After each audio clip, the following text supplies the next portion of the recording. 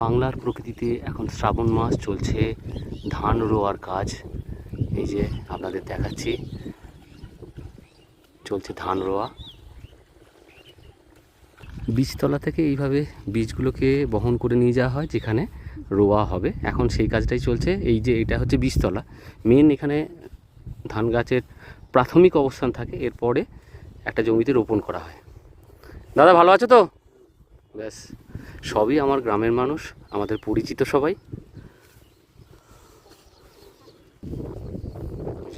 বীজগুলোকে নিয়ে চলেছেন রোয়ার কাজে। সুন্দর দৃশ্য।